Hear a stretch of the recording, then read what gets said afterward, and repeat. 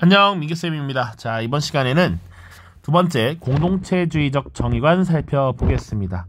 우선 살펴보기 전에 지난 시간까지 살펴봤던 첫 번째 자유주의적 정의관에 대해서 간단하게 정리를 해보도록 하죠. 자, 자유주의적 정의관이라고 하는 것은 기본적으로 두 가지 이념의 토대를 둔다라고 볼 수가 있습니다. 개인주의와 자유주의야. 그쵸? 자, 개인주의라고 하는 것은 국가나 사회, 이런 공동체보다 개인이 우선시한다라는 것이고, 자유주의라고 하는 것은 개인의 자유가 그 어떤 가치보다 우위에 있다, 우월하다라는 것을 나타내는 것이죠. 그래서 자유주의적 정의관 하면 가장 중요한 것이 뭐야? 개인의 자유를 보장하는 거야. 다른 사람, 타인의 자유를 침해하지 않는 선에서 개인의 자유를 최대한 보장하는 것, 이것이 가장 바람직하고 그것이 정의로운 사회로 가는 지름길이다 라고 생각을 했던 것이죠. 자, 그래서 대표적인 학자, 우리가 롤스와 노직을 다뤘습니다. 잠깐 위에 페이지로 넘어가 볼까요? 우리 지난 시간에 롤스와 노직에 대해서 정말 자세하게 다뤘었습니다. 그치? 이 노직이라고 하는 인물, 소유권으로서의 정의라고 하는 거. 그래서 정당한 절차에 의해서 취득한 소유권은 인정해야 된다라는 것. 그리고 그것에 대해서 자유롭게 양도하는 것, 이런 것들은 이전으로서 인정해야 한다는 것. 국가의 역할은 최소화되어야 하고 이 소유권의 취득 과정에서 문제가 있을 경우만 교정의 역할을 수행한다라고 했습니다. 이러한 노직의 사상을 자유지상주의라고 했다고. 그리고 노직은 국가의 역할은 최소로 작동해야 한다라고 하는 최소 국가를 지향했고요. 자, 그래서 노직은 개인의 소유권을 침해하는 이런 재분배 정책 아니면 부유세라든지 근로에 대한 과세는 정당하지 않다라고 봤었지. 자, 국가가 나서서 부자들에게 돈을 걷어서 가난한 사람들에게 나눠주는 이런 거 바람직하지 않다. 그러나 만약에 부자들이 개인의 자유의사에 따라서 가난한 사람들에게 기부하는 것, 그건 오케이. 노직은 인정하겠다. 그러나 국가가 나서지 마라 라고 하는 것이었죠. 자, 반면에 롤스는 개인의 자유 가장 중요시하는 건 맞는데 평등도 지향했다. 그래서 공정으로서의 정의라고 봤고요. 이런 공정으로서의 정의라는 건 과정 혹은 절차가 정의로우면, 절차가 공정하면 그 결과도 당연히 정의로울 것이다 라는 내용이었고, 그래서 이 사회적 룰을, 규칙을 정할 때 아니면 사회적 자원을 배분할 때 가상의 사고 실험을 했습니다. 무지의 베일을 쓴 원초적 입장으로 돌아가자라고 했고, 이런 인간들에게 사회적 규칙을 정하는 합의의 원칙을 내세워라 라고 했을 때 요렇게 합의를 한다. 첫 번째, 기본적으로 누구나 평등하게 자유를 누린다 라고 하는 평등한 자유의 원칙이라고 하는 것. 이것이 가장 대전제였어. 기본이 되는 전제. 자, 그럼 두 번째는 뭐였습니까? 차등의 원칙이었어. 최소 수혜자에게 최대의 이익을 부과한다라는 겁니다. 그리고 이제 그 외에 기회 균등의 원칙이라고 하는 것. 자, 롤스는 평등이라는 가치도 중요시 여겼어. 물론 제1의 전제는 자유지만 이 자유가 주어지는 하에서 불평등도 어느 정도 인정할 수 있다라고 한 겁니다. 왜? 사회적, 자연적 여건의 차이를 극복할 수 있는 요소는 주어야 한다. 그래서 예시 들었죠? 전민규의 아들이 열심히 노력하면 이재용의 딸을 이길 수 있는 조건 정도, 기회 정도는 줘야 되는 거야. 그런데 그냥 내버려두고 자유롭게 경쟁하라고 하면 이 우연성을 극복할 수 없거든. 그러니까 우연성을 극복할 수 있는 기회 정도는 주어야 한다. 그러니까 선천적인 이런 사회적, 자연적 여건의 차이는 극복할 수 있게 해야 하고, 이런 자산들은 공동의 자산으로서 활용할 수 있다. 그래서 무엇 할 수 있다? 재분배 정책도 할 수 있고, 복지제도 설계할 수 있다. 부유세 납부할 수 있다. 등등등인 거야. 궁극적으로는 복지국가 가능하다라고 했고요. 이것이 노직과 반대되는 입장입니다. 됐죠? 복습 끝. 5분. 자, 그러면 공동체주의적 정의관 이제 살펴보도록 하겠습니다. 자, 등장 배경부터 보실게요. 요건 내용 자체는 뭐 별게 없으니까 간단하게 살펴보겠습니다. 자, 개인의 자유를 지나치게 강조하면서 공동체의 덕이 상실되었대. 공동체의 전통, 공동체의 미덕이 점점 사라지고 있더라라고 하는 부분이고요. 이런 것들이 점진적으로 사회 문제로 확산되고 있다라는 거지. 지나치게 개인의 자유를 강조함으로써 공동선이 파괴되는 모습이 나타나. 예를 들어서 지나치게 강조하면 이런 문제가 나타난다라는 것이지. 극단적인 이기주의로 빠져들고 이는 공동체의 덕을 상실하고 파괴한다라는 거죠. 자, 그래서 공동체주의적 정의관이 뭐야? 라고 하면 공동체 구성원으로서의 개인, 이렇게 수식이 되는 거죠. 개인의 평등과 그리고 사회적 책임을 중시하는 입장이다 라고 볼 수 있습니다. 그러니까 공동체라고 하는 건 개인과 개인이 모두 엮여있는 공간인데 이 공동체 내에서 개인은 평등하다. 그리고 개인은 각자 사회적 책임을 모두 다해야 한다라는 이야기입니다. 어렵지 않습니다. 자, 이러면 공동체주의적 정의관의 특징은 뭐야? 개인과 공동체는 상호, 유기적 관계다라는 거지. 자, 단순하게 공동체가 있고요. 개인이 이렇게 있습니다. 그리고 이 개인의 합이라고 할 수 있는 공동체가 있어요. 자, 공동체는 개인으로부터 영향을 받지 않을까요? 개인의 합이기 때문에 개인의 합인 공동체는 개인이 어떤 행동을 보이느냐, 어떤 양상을 보이느냐에 따라 공동체에 영향을 미쳐. 그리고 이렇게 구성된 공동체는 역으로 개인에게 영향을 다시 미칠 수 있다라는 것이지. 서로 지금 영향을 주고받는 상호 유기적 관계다라고 하는 것 꼭 기억을 하셔야겠습니다. 그리고 두 번째, 공동체와 국가는 개인의 가치관 형성과 판단에 가치 지향적, 가치 개입적 입장을 가진다. 여기서 공동체라고 하는 건 그 공동체만이 가지고 있는 특수성이 분명히 있어.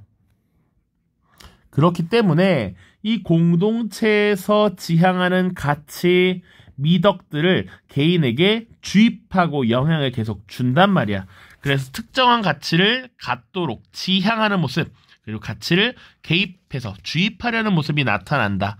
이거의 반대말은 뭔데? 가치 중립적이다 이렇게 표현하죠. 그러니까 자유주의적 정의관에서는 공동체가 어떻든 간에 개인에게 어떤 가치를 부여하지 마, 개입하지 마라고 한다고. 그래서 가치 중립적이라고 표현하는데 공동체주의적 정의관에서는 그렇지 않아. 특정한 가치를 주입하거나 특정한 가치를 지향하는 모습을 보인다라고 하는 것. 자, 그리고 세 번째, 개인의 자아 정체성. 그리고 개인의 좋은 삶이라고 하는 것은 공동체의 역사와 전통을 공유하는 가운데 형성된다. 이거는 사실 위에 상호유기적 관계와 크게 다르지 않습니다. 공동체와 개인은 뗄래야 뗄 수 없는 관계이기 때문에, 그리고 개인은 공동체의 역사, 전통 속에서 살아가는 객체이기 때문에 영향을 받지 않을 수 없고 이것을 공유하는 가운데 지금 자아 정체성이 형성된다라고 하는 것이죠. 자, 이 내용을 지금 특징을 쭉 살펴봤고요. 그러면 공동선과 개인의 자유는 어떤 관계를 가져야 하느냐. 사실 공동선이라고 하는 것 우리 다뤘었지만 공동체의 이익이라고 하는 것, 공동체의 가치와 전통을 중시하는 것이야. 이게 무엇보다 우선한다.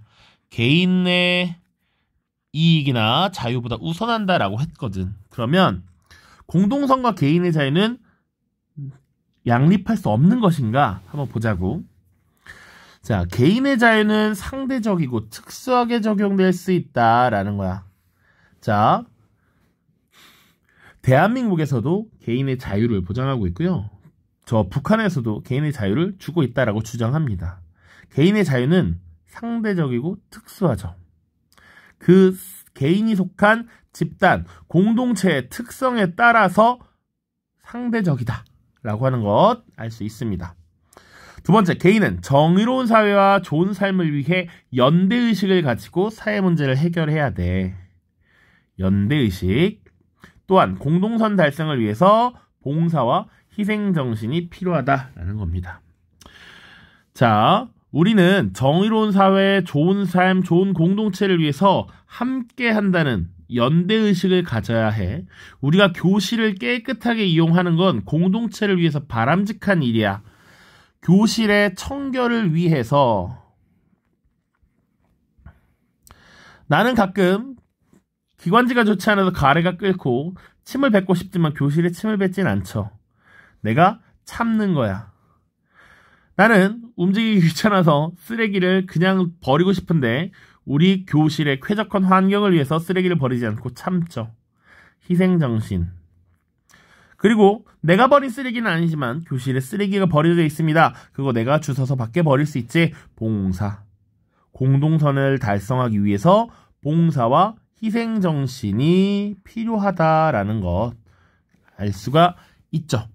그러면 이런 공동체주의적 정의관에서는 국가의 역할을 어떻게 설정하고 있느냐? 국가는 개인에게 공동체의 미덕을 제시하고 권장하는 역할을 수행한다. 이렇게 보시면 되겠습니다. 자, 국가라고 하는 것도 하나의 공동체잖아. 그러니까 공동체에서 지향하는 가치를 제시하고 이걸 권장하는 것이죠.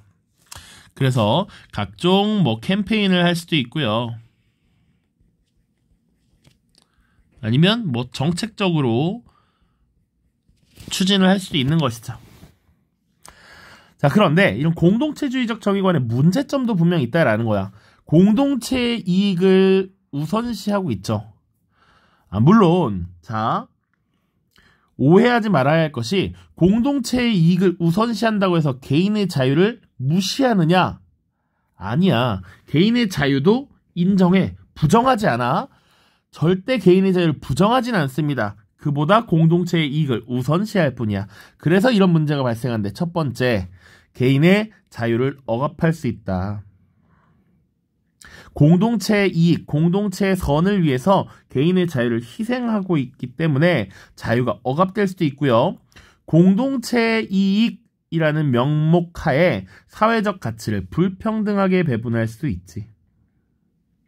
우리가 다 같이 잘 살자라는 의미에서 경제적인 이익을 비슷하게 균등하게 배분한다고 하면 개개인의 그런 경제적 노력이나 이런 것들이 불평등하게 배분되었다라고 느낄 소지가 있지. 그쵸? 필요에 따른 분배에서도 봤잖아. 공동체 전체의 이익을 위한 가치의 배분, 분배가 이루어지다 보면 이것이 불평등하게 느껴질 수 있다라는 것이고요. 대표적인 사상가 보시면 맥킨타이어, 마이클 샌델, 왈처 같은 인물이 있습니다. 우리는 왈처를 조금만 더 보고 갈 거고요. 맥킨타이어나 샌델은 각각 필요하면 각자 책을 읽어보도록 하세요. 특히 샌델이라고 하는 인물은 많이 들어봤죠. 유명하고요. 몇 달간 베스트셀러에 올랐던 정의란 무엇인가 라는 책을 썼던 인물이기도 하고요. 그리고 또 내가 되게 재밌게 읽었던 책인데, 돈으로 살 수 없는 것들, 이런 책도 있고요. 최근에 공정하다는 착각이라는 것도 나왔어요. 그러니까 선생님은 위에 두 개는 읽어봤는데 사실 밑에 책을 읽어보진 못했고요. 8반에 지금 학급 문고에 구매를 해서 놨습니다. 비치를 해놨습니다. 한번 기회가 되면 나도 읽어보려고 해. 아무튼 이 책들이 되게 재밌어요. 은근 살짝 어려운 느낌도 있지만 오, 이렇게 생각할 수 있구나라는 것들을 많이 제시하거든. 한번 읽어보시고요. 일단 왈처에 대해서 잠깐 살펴보도록 하겠습니다. 왈처의 주장을 살펴볼 건데 위로 넘어갈게 다시. 자, 롤스를 비판하는 입장이라고 보시면 되겠습니다. 비판. 그래서 이 왈처는 대표적인 공동체주의적 정의관에 해당하는 사람이고요. 롤스를 비판합니다. 롤스보단 한 10여 년 어린 젊은 신진학자였는데 같은 하버드 철학과에서 공부를 했었죠. 지금 롤스를 어떻게 비판하냐면 지금 어떤 사회적 규칙을 정할 때 무지의 베일에 들어가서 원초적 입장이 되면 다 이렇게 나눌 수 있다라고 했단 말이야. 근데 그렇지 않다. 왈처라고 하는 인물은 공동체의 가치를 중시해. 그러다 보면 이 왈처가 말하기를 공동체마다 전통과 가치가 다른데 다양하다라고 표현할 수 있죠. 그렇기 때문에 이 사회적 룰을 배분하는데 일괄적인 이런 분배는 가당치 않다라는 거야.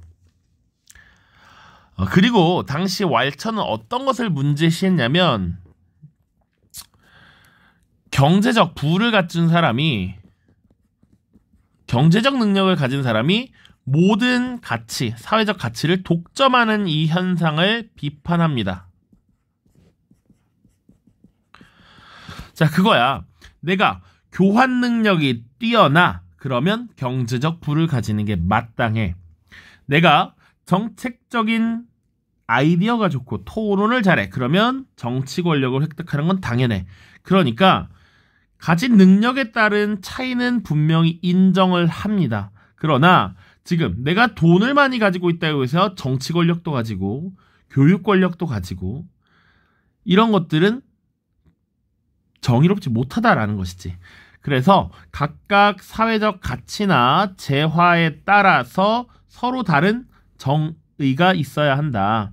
이런 것을 왈처는 다원적 정의라고 했고요. 그리고 복합적 평등이라는 표현으로 정리를 합니다. 사회적 가치나 재화는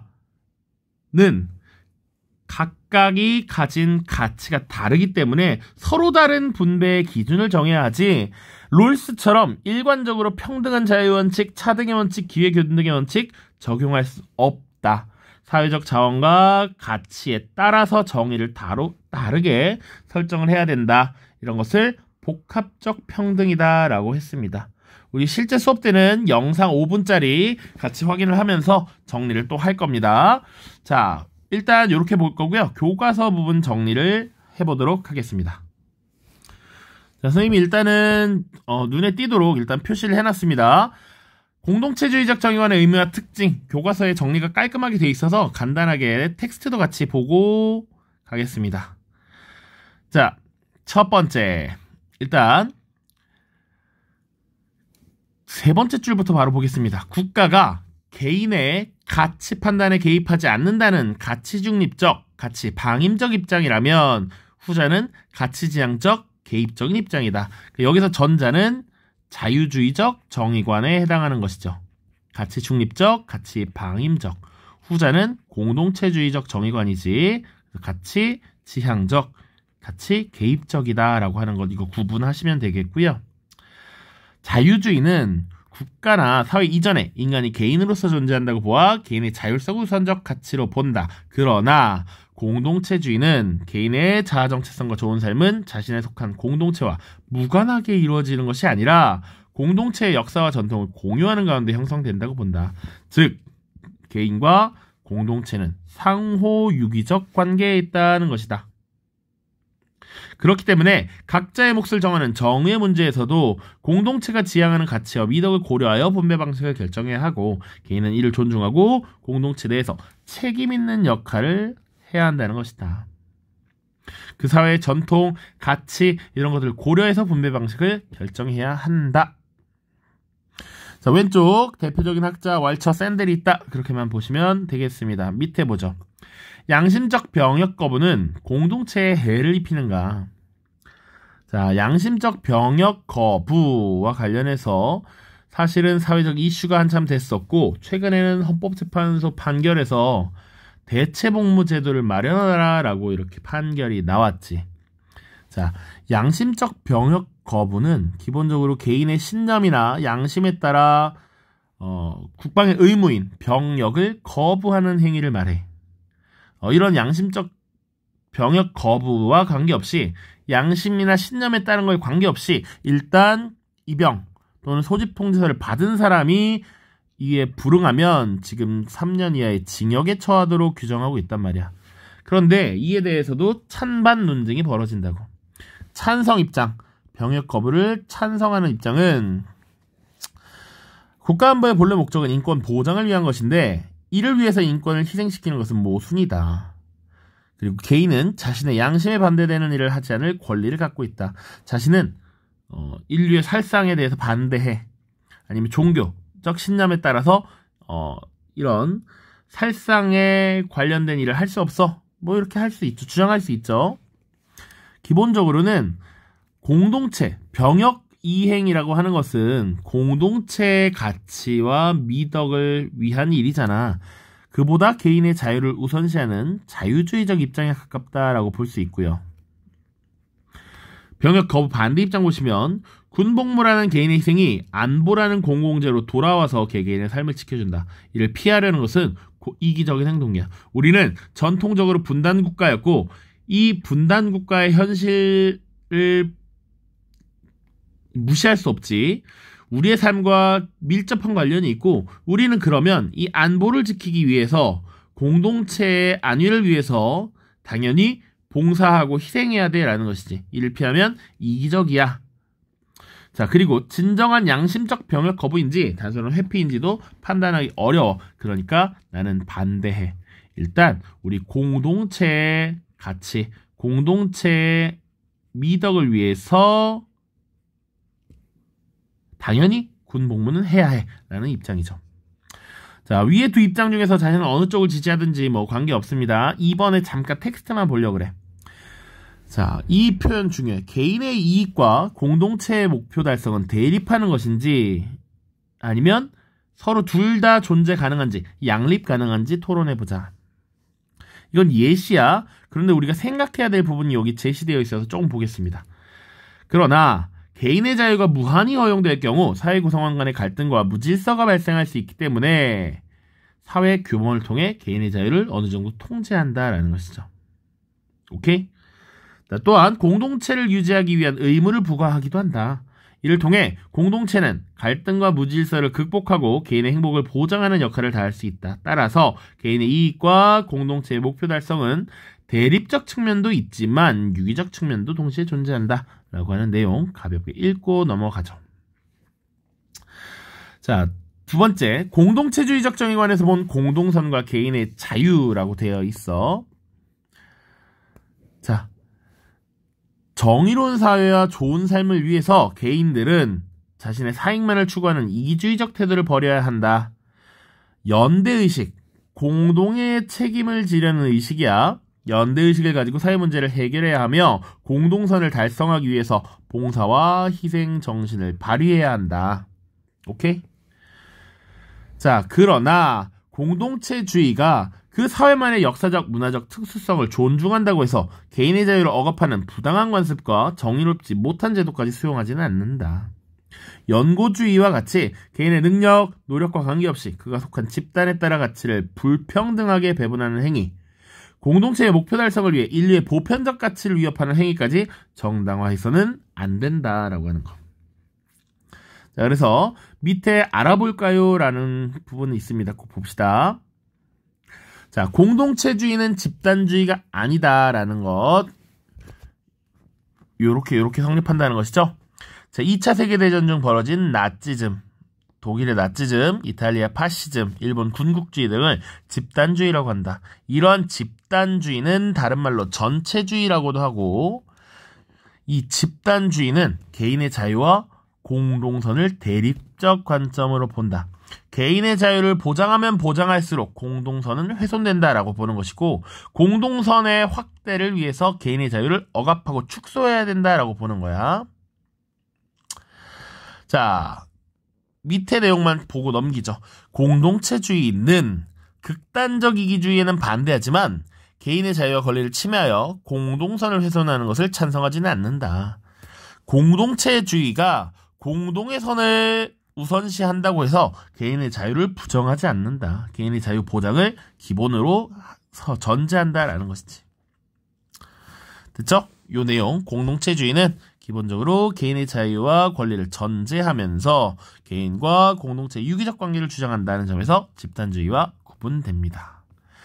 다음, 스스로 정리하기 보도록 하죠. 1번 요건 다 알 수 있을 것 같아서 생략하겠습니다. 개인주의, 자유주의적 정의관, 공동체주의적 정의관의 개념 살펴보면 되겠습니다. 자, 다음 순서도에 A씨에 들어갈 명제를 보기에서 골라 기호를 써보자. 정의관의 입장을 탐구한다. A에는 둘 다 예가 나왔습니다. 지금 자유주의적 정의관과 공동체주의적 정의관에 대해서 둘 다 예라고 답할 질문을 찾아봐야겠지. 자, 국가나 사회보다 개인을 우선시한다라고 하는 건 개인주의니까 자유주의적 정의관에 가깝겠죠? 니은, 개인은 시민사회를 구성하는 기본 단위이다. 이건 자유주의적 정의관, 공동체주의적 정의관에 모두 해당되니까 A는 니은이 들어가야겠다. 개인의 이익 추구보다 공동선의 달성을 중요시한다. 공동체주의적 정의관이지. 그러면 공동체주의적 정의관에 들어가야 되는 것 D가, B가 기억이 되겠죠. 됐습니까? 네, 넘어가도록 하죠. 다음 글을 읽고 물음에 답해보자. 젠트리피케이션은 신사계급을 뜻하는 젠트리에서 파생된 말로 낙후된 도심 지역이 재개발되어 고급 상업주거 지역이 형성되면서 다시 번성하는 현상을 말한다.